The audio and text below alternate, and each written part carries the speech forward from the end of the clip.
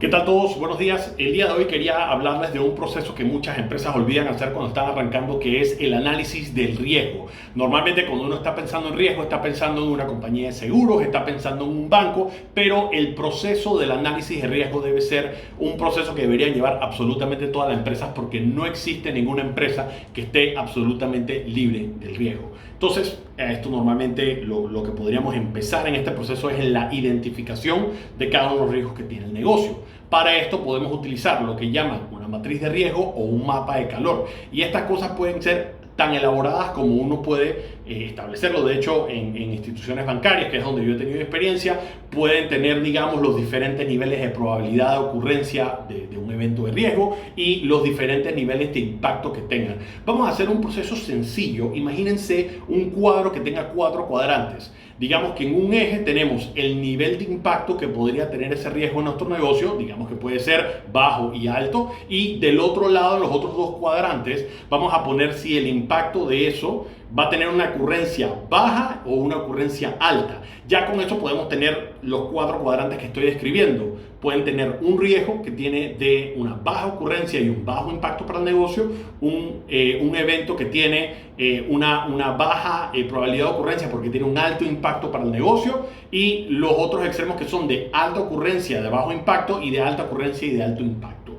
Ya con esos 4 cuadrantes nosotros podemos ir colocando en ese mapa de mis riesgos cuáles son las actividades o cuáles son los diferentes eventos que podrían ocurrir y caer dentro de esos criterios. Miren, la pregunta sería entonces, una vez mapeados, podría entonces definir cuál es la estrategia más correcta para esto. Una manera sencilla de verlo es pensar ¿qué es lo que haría yo en cada una de esas circunstancias? Si digamos que yo tengo un evento que tiene una ocurrencia baja, es decir, es muy poco probable lo que ocurre, y que el impacto tiene muy poco impacto en mi negocio, y por impacto ustedes pueden definirlo de la manera que quieran. El impacto puede ser mediático, existe una cosa que se llama el riesgo reputacional, o podría ser impacto económico y sería un riesgo financiero. Pero sea cual sea la manera en la que definimos el impacto, cuando tenemos una ocurrencia baja y de un impacto bajo, la manera que uno maneja esto podría ser simplemente asumir ese riesgo. Tal vez no vale la pena establecer una serie de estrategias o una serie de protocolos para tratar de evitar un riesgo que sea de muy baja ocurrencia y que al final no va a tener un mayor impacto. O sea que normalmente cuando identificamos esos riesgos se podrían asumir, es parte del día a día del negocio. Ahora, digamos que yo tengo el otro extremo, que es una alta ocurrencia y que tiene un alto impacto para el negocio. Ahí está muy claro que lo que nosotros tenemos que hacer es evitar ese riesgo a toda costa, sea cual sea. Por eso en la primera parte del proceso es el mapeo y la identificación de cuáles son esos riesgos, esas estrategias, esos procesos o esos protocolos que deberíamos estar haciendo en nuestro negocio. Si nosotros hemos identificado que tenemos un riesgo de un impacto alto y que tiene una alta probabilidad de ocurrencia, nosotros deberíamos analizar y hacer todo lo posible para que eso nunca ocurra. Hay que evitarlo a toda costa. Eso involucra hacer algún tipo de inversión, ya sea, y puedo poner tal vez un ejemplo puntual. Si yo estoy en una organización y una de las cosas que me podría pasar es que si yo no tengo unos protocolos de seguridad correctos, eso podría causar un accidente y podrían perder la vida a varias personas. Lo que deberíamos hacer es tratar de evitar a toda costa exponer a las personas en esas circunstancias. Tal vez cueste lo que cueste. Entonces ya hemos definido los dos extremos.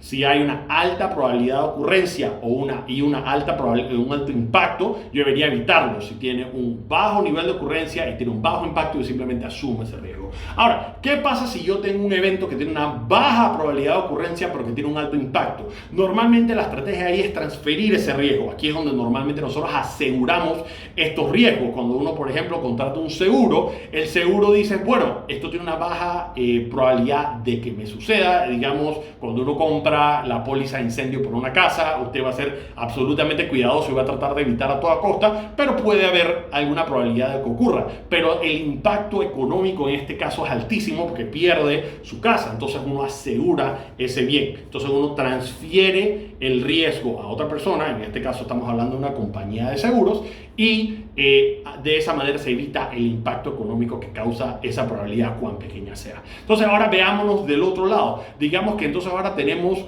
una donde el nivel de ocurrencia es bastante alto, pero que el impacto económico no es tan alto, digamos que es bajo. Entonces, lo que deberíamos hacer en esa estrategia es minimizar el impacto lo menos posible. Es una cosa que va a pasar, es una cosa que tal vez no tenemos cierto control o que son temas foráneos que hacen que nosotros no tengamos mucho control o que no lo podemos evitar de ninguna manera. Pero lo que sí podemos tal vez tratar de controlar es el impacto económico o el impacto reputacional que esto pueda causar. Ya entonces, mapeando todos nuestros eventos o mapeando todos nuestros procesos, nosotros sabemos cuál debería ser la estrategia a cada riesgo. Solo podemos asumir el riesgo, podemos evitar el riesgo, podríamos transferir el riesgo o podríamos mitigarlo. Y es importante sentarnos a pensar cuáles son esas actividades o esas cosas que nos están llevando a que el riesgo se identifique como algo que hay que evitar o que tendríamos que tener un riesgo que es algo que hay que mitigar, porque evidentemente esto es dinámico y podríamos decir, uy, este es un riesgo de alta probabilidad de ocurrencia y con alto impacto. ¿Por qué es de alto impacto? ¿Por qué es de alto nivel de ocurrencia? Podríamos hacer algo para minimizar el nivel de impacto, podríamos hacer algo para minimizar el nivel de ocurrencia y todas estas cosas manejarlas.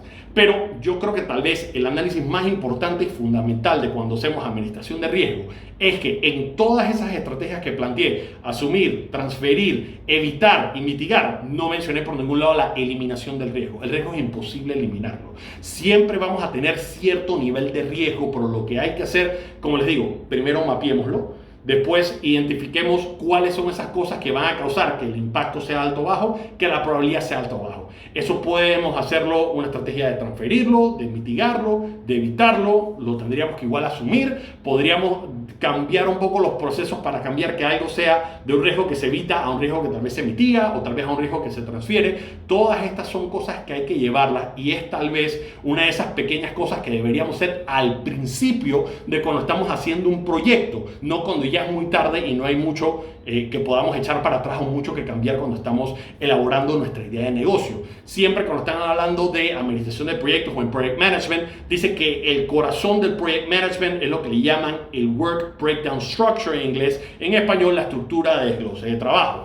Y del corazón de la estructura de desglose de trabajo, donde se detallan todas las cosas, tradicionalmente se hablaban de que habrían tres cosas por analizar: el alcance del proyecto, el tiempo que va a durar y el costo. A esto, en las últimas revisiones que se han estado haciendo desde hace ya un par de años para acá, en el análisis de proyectos, por supuesto que han incluido el riesgo, porque de cada una de esas actividades que están detalladas en el Work Breakdown Structure, se están identificando no solamente cuáles son los costos, los tiempos y el alcance, sino el riesgo que implicaría hacer cada una de estas actividades. Y por supuesto que tratar de minimizar el riesgo va a tener un costo o va a tener que ajustarse algo el tiempo o inclusive podría ajustar el alcance. Por eso es súper importante que el riesgo se vea en la etapa de planificación de su proyecto. Espero que este video haya sido de muchísima ayuda y espero que empiecen a implementar administración de riesgo en cada uno de sus proyectos.